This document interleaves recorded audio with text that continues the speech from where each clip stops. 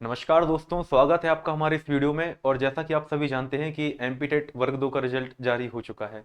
और सबसे पहले तो चयनित अभ्यर्थियों को बहुत बहुत शुभकामनाएं। और आगे हम बात करने वाले हैं कुछ विशेष बातों पर। जैसे कि बहुत सारे विद्यार्थियों का भी डाउट है कि भाई डॉक्यूमेंट की कट ऑफ डेट क्या रहने वाली है, रिजेक्शन के रीजन क्या हो सकते हैं डॉक्यूमेंट वेरिफिकेशन में। मिनिमम और मैक्सिमम एज का भी एक मुद्दा है जो व्हाट्सएप ग्रुप्स में बहुत ज़्यादा चला अभी, कि मेरी मिनिमम एज इतनी थी, मैक्सिमम एज इतनी थी, तो क्या मैं क्वालिफाई हो पाऊंगा या नहीं हो पाऊंगा। इसके साथ डॉक्यूमेंट वेरिफिकेशन सबसे जो इंपॉर्टेंट बात है अभी चयनित अभ्यर्थियों के मन में आ रही है। तो इस बारे में हम देखते हैं कि डॉक्यूमेंट वेरिफिकेशन कब तक हो सकता है। तो चलिए चलते हैं। और जैसे कि आप देख सकते हैं ये मेरा रिजल्ट है।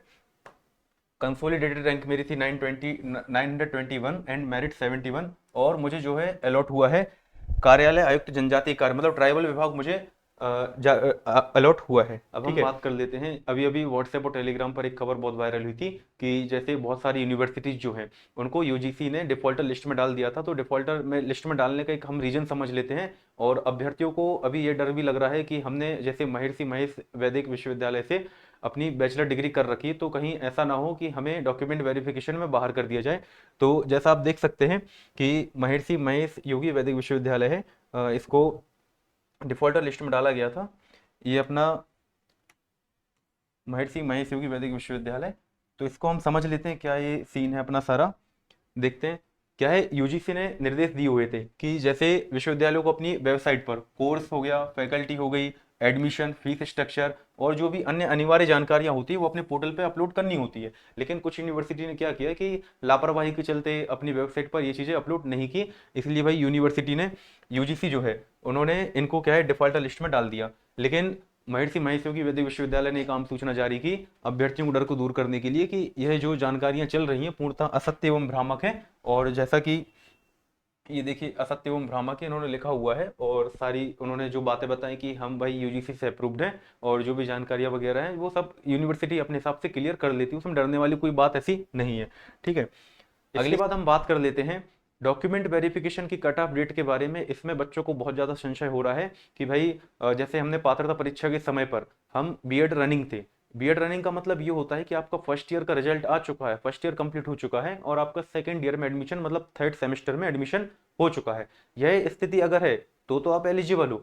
लेकिन यदि अगर ऐसी कंडीशन बन रही है कि आपका जो फर्स्ट ईयर का रिजल्ट घोषित नहीं हुआ है, और घोषित किस तारीख तक नहीं हुआ है, 13 फरवरी 2023 तक अगर आपका रिजल्ट घोषित नहीं हुआ है, और अगर आपने पात्रता परीक्षा का फॉर्म फिल अप किया हुआ था, पेपर दे लिया, चयन परीक्षा का पेपर दे दिया आपने, उसके बाद आपका जो है रिजल्ट आ गया, आप सिलेक्ट हो गए, लेकिन आप डीवी में आप बाहर हो जाओगे। क्यों हो जाओगे बाहर, उसका सीधा सीधा कारण मैं भी आपको बता दूंगा आपके जो पात्रता परीक्षा और चयन परीक्षा के नोटिफिकेशन के पॉइंट के अकॉर्डिंग। ठीक है। इसके बाद बात कर लेते हैं चयन परीक्षा जो 2024 की अपनी, इसका जो 11 फरवरी 2025 आपके फॉर्म भरने की अंतिम दिनांक थी। इस दिनांक तक आपके कौन से डॉक्यूमेंट, कौन डिग्री कंप्लीट हो जानी चाहिए थी, इसके बारे में भी हम बात करने वाले हैं।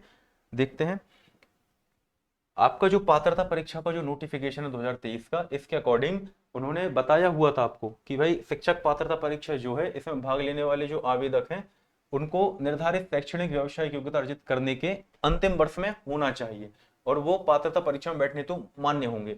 लेकिन उन्होंने एक पॉइंट ये भी क्लियर किया है कि जो अभ्यर्थी जो निर्धारित शिक्षण शैक्षणिक या व्यावसायिक योग्यता जो है अर्जित करने के अंतिम वर्ष में अध्ययनरत नहीं है, ठीक है, समझने इस बात को, उन्हें पात्रता परीक्षा में बैठने की अनुमति नहीं होगी। ठीक है। मतलब यदि आप पात्रता परीक्षा के समय, जो मैंने आपको डेट बताई 13 फरवरी की, तब तक अगर आपका बीएड का फर्स्ट ईयर कंप्लीट नहीं हुआ था, आपका रिजल्ट नहीं आया था, ठीक है, समझना इस बात को, रिजल्ट आपका नहीं आया था और अगर आपने फॉर्म भर दिया था तो आप भाई एलिजिबल नहीं रहेंगे, क्योंकि इन्होंने साफ साफ बोला हुआ है कि अंतिम वर्ष में अध्ययनरत नहीं है, उन्हें पात्रता परीक्षा में बैठने की अनुमति नहीं होगी। ठीक है। और ऐसे अभ्यर्थी जो पात्रता परीक्षा में गलत जानकारी देकर सम्मिलित होंगे उनकी अभ्यर्थता जो है नियुक्ति तो अमान्य की जाएगी। ठीक है, इस बात को क्लियर किया है अपन ने।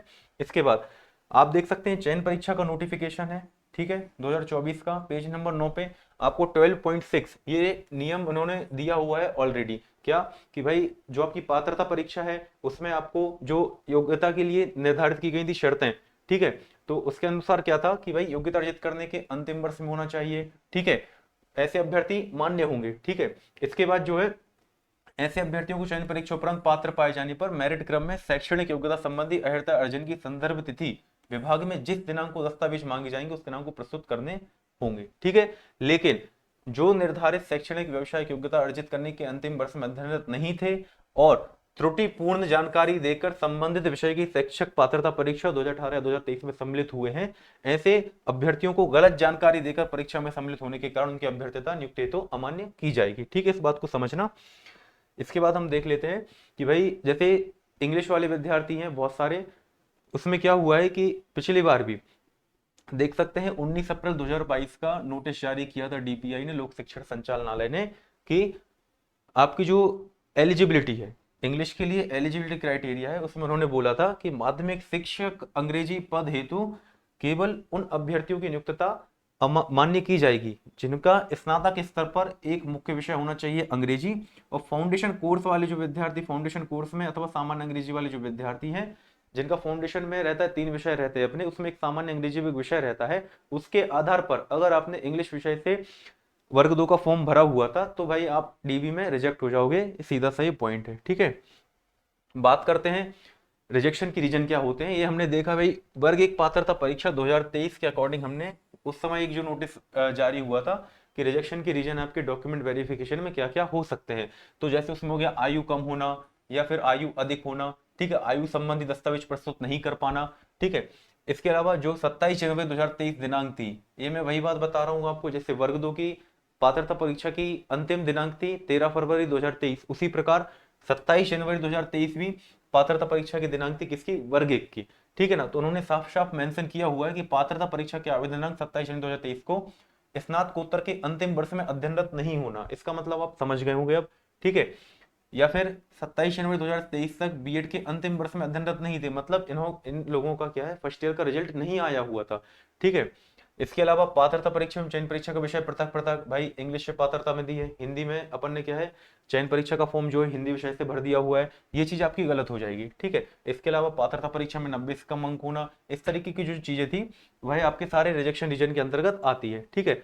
या फिर जो कट ऑफ डेट होती है 18 जून 2024 तक निर्धारित शैक्षणिक योग्यता अर्जित ना कर पाना, ये सब चीजें जो होती है इस वजह से आप डॉक्यूमेंट वेरिफिकेशन से बाहर हो सकते हैं, ठीक है। आपके पास बीएड नहीं है या प्रॉपर आपके पास जो वैलिड डिग्री होना चाहिए वो वैलिड डिग्री नहीं है आपके पास। सबसे बड़ा एक रीजन अभी एक आपके सामने ये निकल कर आएगा कि भाई आपको जो सेकंड डिवीजन या फिर 50% वाला जो क्राइटेरिया है ये आपका डिग्री में कंप्लीट नहीं हो रहा है, तो आपको क्या है डॉक्यूमेंट वेरिफिकेशन से बाहर कर दिया जाएगा। पिछली बार भी किया गया था, अभी मैं आपको दिखाऊंगा इस चीज को। बात करते हैं अपने रीजन फॉर रिजेक्शन, ये आप देख सकते हैं कि माध्यमिक शिक्षक नियोजन 2022, ठीक है, इसमें जो अमान्य प्रकरणों की सूची बनी थी उन्होंने प्रॉपर उसका रीजन दिया था कि रीजन फॉर रिजेक्शन क्या था इनका। जैसे आप देख सकते हैं कि ये कोई विवेक कुमार द्विवेदी थे, इनका क्या है स्नातक में निर्धारित मूल विषय अंग्रेजी नहीं था, या तो इनका फाउंडेशन में अंग्रेजी विषय होगा, इंग्लिश लिटरेचर जो विषय होना चाहिए वो नहीं होगा, या फिर इन्होंने किसी और विषय से डिग्री करके रखी होगी और इंग्लिश विषय से इन्होंने फॉर्म भर दिया। इसके अलावा आप देख सकते हैं जैसे एक अभ्यर्थी थे उनका वाणिज्य विषय में स्नातक था, लेकिन उन्होंने क्या है कि अंग्रेजी विषय से फॉर्म भरा हुआ था, तो जाहिर सी बात है कि अंग्रेजी विषय से आपका स्नातक होना चाहिए, इस वजह से उनको बाहर कर दिया गया था। कुछ रीजन ये भी निकल कर आए थे कि नेम जो कैंडिडेट का नेम है पीईबी में एंड बीएड के एग्जाम में, जैसे आपने फॉर्म भरा तो वहां पर आपने नाम में मिस्टेक कर दिया, कुछ और दूसरा नाम डाल दिया, बीएड का आपको जो डिग्री है उसमें कुछ और नाम डाला हुआ है, इस वजह से भी आपको बाहर कर दिया जाएगा। और रीजन देख लेते हैं इसके, जैसे मैंने अभी बताया कि आपको 50% जो अंक है आपके डिग्री में, ठीक है, ये होना चाहिए, और श्रेणी सेकंड डिवीजन उन्होंने बोला हुआ है तो सेकंड डिवीजन आपका होना चाहिए, ठीक है। इसके अलावा आप देख सकते हैं कि जैसे ये सारे सेम रीजन है, निर्धारित विषय मूल विषय अंग्रेजी ना होना, इंग्लिश विषय में बहुत नॉर्मल सी बात हो गई कि डॉक्यूमेंट वेरिफिकेशन में बहुत सारे अभ्यर्थी बाहर हो जाते हैं, 50% वाला ये रीजन है एक और, ठीक है। इसके अलावा एक रीजन ये भी निकल कर आया है कि भाई किसी कैंडिडेट की मैरिज जो है 21 ईयर्स के पहले हो गई है, 21 साल की आयु कंप्लीट होने के पहले उसकी मैरिज हो गई है, इस वजह से भी उस व्यक्ति को डॉक्यूमेंट वेरिफिकेशन से बाहर कर दिया गया, ठीक है। अब जैसे एक उर्दू सब्जेक्ट वाला व्यक्ति था तो उसको निर्धारित मूल विषय उर्दू नहीं था, इस वजह से बाहर किया गया। अतिथि शिक्षकों के साथ भी एक समस्या आएगी अभी कि भाई नोटिफिकेशन में साफ साफ बोला गया था कि आपका क्या है कि 3 सत्र कंप्लीट होने चाहिए और 200 कार्य दिवस आपके कंप्लीट होने चाहिए। यदि किसी व्यक्ति के 3 शैक्षणिक सत्र 200 कार्य दिवस कंप्लीट नहीं है, उसके पास प्रॉपर सर्टिफिकेट नहीं है, एक्सपीरियंस सर्टिफिकेट नहीं है, तो उसको भाई जो डॉक्यूमेंट वेरिफिकेशन उससे आपको बाहर कर दिया जाएगा। एक रीजन ये भी कि एक सत्र में आपने एक डिग्री की है, एक डिप्लोमा, और वो भी नियमित छात्र के रूप में, ठीक है, एक प्राइवेट एक रेगुलर चल जाता है, लेकिन आप नियमित छात्र के रूप में आप दोनों चीजें नहीं कर सकते हैं। इस व्यक्ति ने किया हुआ था, इस वजह से उसको बाहर कर दिया गया। एक और मोस्ट इंपॉर्टेंट रीजन जो है निर्धारित आयु से अधिक आयु होना या कम आयु होना, इन सब बातों पर भी हम चर्चा करते हैं। ठीक है, ये देखिए, जो आपकी आयु सीमा है, आपकी जो नोटिफिकेशन है उसमें न्यूनतम आयु सीमा 21 वर्ष मांगी गई थी 1 जनवरी 2024 को। ठीक है, एज कैलकुलेटर के माध्यम से आप बहुत इजीली आप देख सकते हैं, गूगल पर एज कैलकुलेटर डालेंगे, वहां आप डेट डाल के देखेंगे, 1 जनवरी 2024 के अनुसार अगर आप कैलकुलेट करेंगे तो आपकी जो न्यूनतम आयु होनी चाहिए वो 21 वर्ष कंप्लीट हो जानी चाहिए। ठीक है, नोटिफिकेशन में साफ साफ दे रखा था कि पुरुष आवेदक जो जनरल कैटेगरी में आते हैं, अनरिजर्व कैटेगरी में आते हैं, उनकी अधिकतम आयु मांगी जा रही है 40। ठीक है, और जो गेस्ट फैकल्टी से बिलोंग करते हैं उनकी 49। ठीक है, इसके अलावा मध्य प्रदेश की मूल स्थानीय निवासी महिला आवेदक, जो फीमेल कैटेगरी वाली महिला, फीमेल कैटेगरी में जो कैंडिडेट हैं, उनकी जो आयु मांगी गई है 45 ईयर्स, 45 वर्ष। और गेस्ट फैकल्टी में अगर वो कार्यरत, उनके पास अनुभव है, गेस्ट फैकल्टी कोटा से उन्होंने फॉर्म भरा हुआ है, तो उनकी जो अधिकतम आयु मांगी गई है 54 ईयर्स। इसके अलावा आप देख सकते हैं अलग अलग प्रवर्ग की अलग अलग आयु सीमा दी हुई है, आप इसको आप देख लेना एक बार। इसके बाद हम बात करते हैं कि भाई रोजगार पंजीयन का एक बहुत बड़ा मुद्दा निकल के सामने आता है। अभी अभी मध्य प्रदेश पुलिस कांस्टेबल परीक्षा से रोजगार पंजीयन की अनिवार्यता जो थी वो तो हटा दी गई है, लेकिन अपनी जो वर्ग 2 की परीक्षा है उसमें रोजगार पंजीयन आपसे मांगा जाता है, जीवित पंजीयन मांगा जाता है। वो क्या होता है, 3 साल तक वैलिड रहता है। आपके जो आपने जो पंजीयन करवाया होता है उसकी दिनांक से लेकर आपका 3 साल तक वैलिड रहता है, वो आपका वैलिड होना चाहिए फॉर्म भरते समय। ठीक है, आप देख सकते हैं कि इसके अलावा जो ये वही बात हो गई कि अंतिम तिथि जो थी अंतिम वर्ष में होना चाहिए आपको, ग्रेजुएशन के स्नातक के आपके बीएड में अंतिम वर्ष में होना चाहिए, अगर आप रनिंग में हैं तो आप मान्य नहीं होंगे। सबसे इंपॉर्टेंट बात है अपनी डॉक्यूमेंट वेरिफिकेशन कब तक, जिसका मैं भी बहुत उत्सुकता से इंतजार कर रहा हूँ अभी फिलहाल तो, कि भाई कब तक हो सकता है। तो एक हम टाइमलाइन लेकर चल सकते हैं कि जैसे भाई ये वर्ग 1 का मैं शेड्यूल लगा के रखा हूँ, आपको टीआरसी के पोर्टल पे आपको मिल जाएगा वर्ग 1 का जो डॉक्यूमेंट वेरिफिकेशन हुआ था उसका, आप देख सकते हैं कि टीआरसी पोर्टल पे आपको जानकारी मिल जाएगी।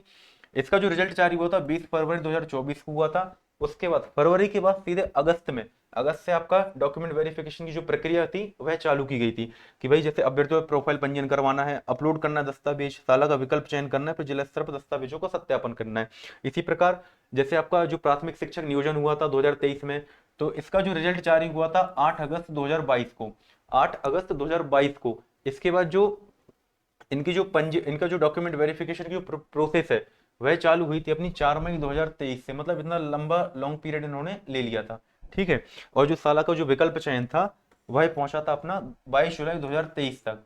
इसके आधार पे आप सोच सकते हैं कि अपने वर्ग 2 का डॉक्यूमेंट वेरिफिकेशन कब तक हो सकता है। और इन्हीं सब बातों को ध्यान में रखते हुए आप भी कमेंट बॉक्स में एक बार जरूर बताएंगे कि डॉक्यूमेंट वेरिफिकेशन की संभावना कब तक है। और इसके अलावा अगर आपका कोई डाउट छूट गया हो आयु सीमा को लेकर या डॉक्यूमेंट वेरिफिकेशन में किसी डॉक्यूमेंट को लेकर या कट ऑफ डेट को लेकर, अगर आपको कोई बात समझ में ना आई हो तो आप कमेंट बॉक्स में कमेंट कर सकते हैं। और अगले